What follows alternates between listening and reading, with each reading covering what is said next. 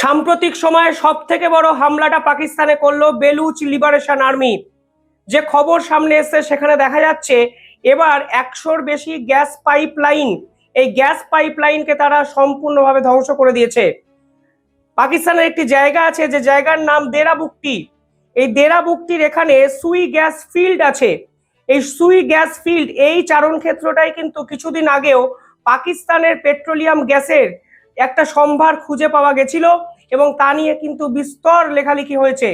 এই Swiss gas field 1952 সাল থেকে কিন্তু পাকিস্তানের প্রধান অর্থের যোগান দিতে অন্যতম গুরুত্বপূর্ণ ভূমিকা নিয়েছে।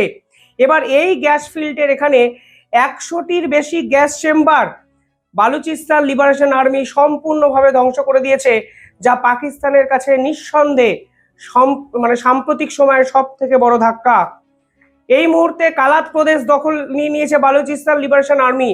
কাল রাতে কুয়েটাকে দখল নিয়েছে বালুচিস্তান লিবারেশন আর্মি। এমনকি করাচি যে হাইওয়ে, সেই করাচি হাইওয়ে সম্পূর্ণ এখন বেলুচ আর্মির দখলে আছে।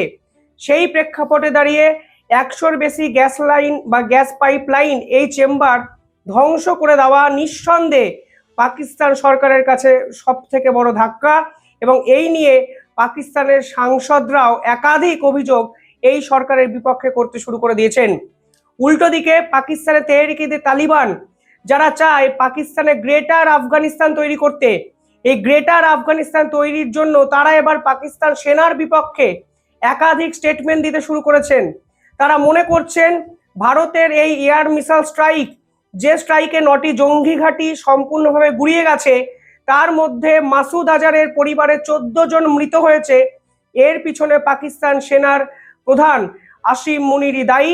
এমনকি তারা যে প্রেস বিজ্ঞপ্তি জারি করেছে সেখানে সরাসরি পাকিস্তান সেনাবাহিনীকে খুনি একটি সেনাবাহিনী হিসাবে চিহ্নিত করেছে, যারা বিদেশি শক্তির ফান্ডিংয়ে চলে, এরকম একাধিক বিস্ফোরক অভিযোগ তারা করেছে। এই পাকিস্তানে এখন রীতিমতো ইন্টারনাল যদি দ্বন্দ্ব দেখেন, অন্তর্দ্বন্দ্ব দেখেন, তাহলে দেখবেন একদিকে বালুচিস্তান লিবারেশন আর্মি, অন্যদিকে তেহরিক-ই-তালিবান, যারা চাইছে সম্পূর্ণভাবে আলাদা একটা রাষ্ট্র গড়ে তুলতে। আর এই ঘটনার পর বালুচিস্তানের পক্ষ থেকে বিভিন্ন জায়গায় আবেদন করা হয়েছে যেন অবিলম্বে বালুচিস্তান লিবারেশন আর্মি যে লক্ষ্যে লড়ছে, অর্থাৎ স্বাধীন বালুচিস্তান করার লক্ষ্যে, তা যেন সফল করা হয়। বালুচিস্তানের অন্যতম প্রভাবশালী এক কবি, তিনি একটি টুইট করেছেন, যে টুইটে আন্তর্জাতিক স্তর রীতিমতো চর্চা করতে শুরু করে দিয়েছে যে পাকিস্তান এবং বালুচিস্তানের ভবিষ্যৎটা কি। এই ভদ্রলোকের নাম মীর ইয়ার বালোচ। তিনি একটি টুইট করেছেন, তিনি পাকিস্তানের এবং এই বালুচিস্তানের যদি একত্রে এখন ভাবেন অন্যতম প্রভাবশালী এক ব্যক্তি। তিনি লিখেছেন, we have claimed our independence, আমরা স্বাধীনতা চাই। We also ask the United Nation to recognise us, অর্থাৎ এই প্রথমবারের জন্য রাষ্ট্রসংঘের কাছে তারা দাবি করলো তাদের স্বাধীনতা দেওয়া হোক এবং বালুচকে একটি নতুন রাষ্ট্রে বা নতুন দেশ হিসাবে ঘোষণা করে দেওয়া হোক ইউনাইটেড নেশনের পক্ষ থেকে। পাশাপাশি তারা ভারতের কাছে অ্যাপিল করেছে। দেখুন, ভারতের কাছে অ্যাপিল করেছে, এ নিয়ে পাকিস্তান সরকার কি বলবে আমি জানি না। ভারত সরকার কিন্তু অফিসিয়ালি কোনো বিবৃতি এখন অব্দি দেয়নি। তারা সরাসরি বলেছে, he asked the United Nation to send peace keeping force, তিনি রাষ্ট্রসংঘের কাছে প্রথমে আবেদন করেছেন অবিলম্বে যেন বালুচিস্তানে পিস কিপিং ফোর্স পাঠানো হয়, অর্থাৎ শান্তিরক্ষা বাহিনীর সাহায্য এই মুহূর্তে বালুচিস্তান চাইছে। তাদের দাবি, পাক সেনা নির্বিচারে বালুচিস্তানবাসীর উপর অত্যাচার করছে, এর পিছনে চায়না আছে, চায়নার ফান্ডিং পাক সেনাকে খুনি এক বাহিনীতে পরিণত করেছে। অবিলম্বে যেন রাষ্ট্রসংঘ পিস কিপিং ফোর্স পাঠায় এবং বালুচিস্তানকে আলাদা রাষ্ট্র হিসাবে ঘোষণা করে। পাশাপাশি ভারতের কাছে তিনি আবেদন করে বলেছেন, we asked India to allow Balochistan office and embassy in India, অর্থাৎ পরিষ্কারভাবে বলছেন ইউনাইটেড নেশন স্বাধীন রাষ্ট্র গঠন করার পাশাপাশি ভারতবর্ষ যেন আমাদের জন্য নতুন অফিস, নতুন এম্বাসি সব কিছু খোলার ব্যবস্থা করে। আমরা আলাদা রাষ্ট্র, আমাদের নতুন পাসপোর্ট হবে। এবং এমন একটা জায়গায় আমি দেখলাম তারা নতুন টাকা, কারেন্সি শব্দটা ব্যবহার করেছেন, যে তারা প্ল্যানিং করছেন নতুন দেশে নতুন কারেন্সি তারা ইন্ট্রোডিউস করবেন বিশ্ব মানচিত্রে। অর্থাৎ বালুচিস্তানে আন্দোলন আগের থেকে কম করে 5 গুণ দ্রুত হলো, বেড়ে গেল, তীব্র হলো, যা থামাতে কার্যত হিমশিম খাচ্ছে পাকিস্তান সরকার, পাকিস্তান সেনাবাহিনী।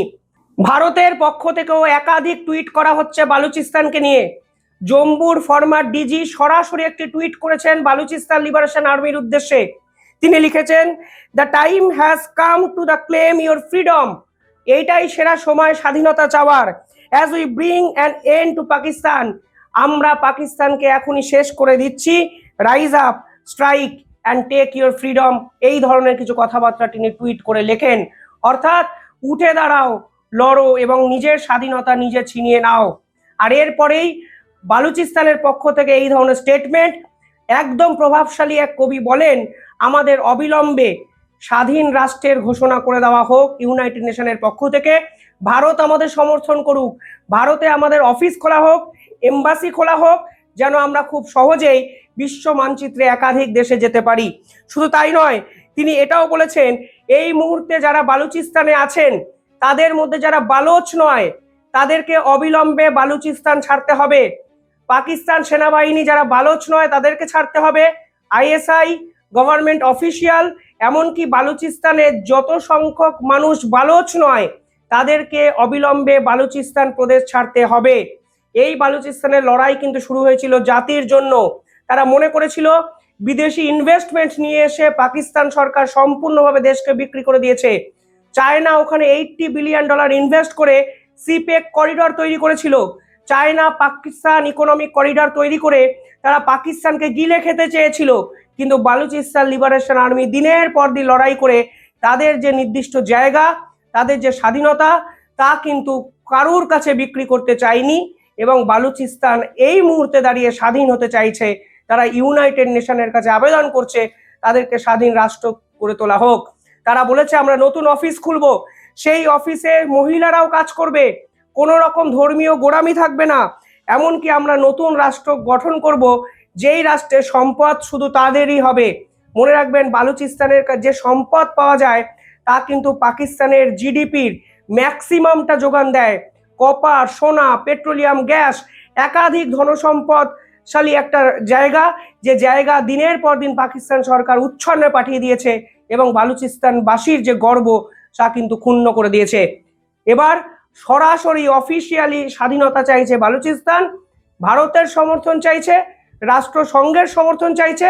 তবে সব থেকে ইম্পর্টেন্ট বিষয় হলো, এই সকল করার জন্য আজকে তারা ফের একবার পাকিস্তানের 100টি গ্যাস পাইপ লাইন সম্পূর্ণভাবে ধ্বংস করে দিয়েছে। আর ওদিকে বালুচিস্তানের এই আক্রমণের পর তেহরিকি তালিবান গ্রেটার আফগানিস্তান গঠনের লক্ষ্যে পাকিস্তান সেনার বিপক্ষে যুদ্ধ ঘোষণা করে দিয়েছে। আর ভারত প্রেস কনফারেন্স করে ঘোষণা করেছে 300 থেকে 400টি তুর্কি ড্রোন ভারতের সেনারা অত্যন্ত মুনশিয়ানার সঙ্গে ডিস্ট্রয় করেছে। AWCS সিস্টেম সম্পূর্ণভাবে ধ্বংস করা হয়েছে এবং যেখানে যেখানে ভারতে পাকিস্তান সেনাবাহিনী আক্রমণ করার চেষ্টা করেছে প্রত্যেকটি জায়গায় বেছে বেছে পাকিস্তান সেনাকে প্রত্যাঘাত করা হয়েছে, যা ভারতের স্বভাবসিদ্ধ অভ্যাসগত গৌরবকে আরও একবার বিশ্ব মানচিত্রে প্রতিষ্ঠিত করে। অর্থাৎ একদিকে তালিবান, অন্যদিকে বালুচিস্তান, পূর্ব দিকে ভারত।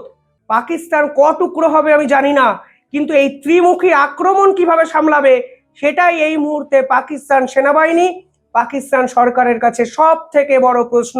যেই প্রশ্নের উত্তর তাদের কাছে নেই, আর নেই বলেই কাপুরুষের মতো নিরীহ মানুষদের উপর আক্রমণ করার চেষ্টা করছে। তবে যত আক্রমণ করার চেষ্টা করবে, আমাদের বীর ভারতীয় সেনারা সমস্ত আক্রমণের বিপক্ষে প্রত্যাঘাত তৈরি করবে এবং এটাই ভারতবর্ষের গৌরবকে আন্তর্জাতিক স্তরে আরো একবার প্রতিষ্ঠিত করবে। এরই নাম ভারত। কিভাবে দেখছেন পুরো বিষয়টা কমেন্টে জানাবেন।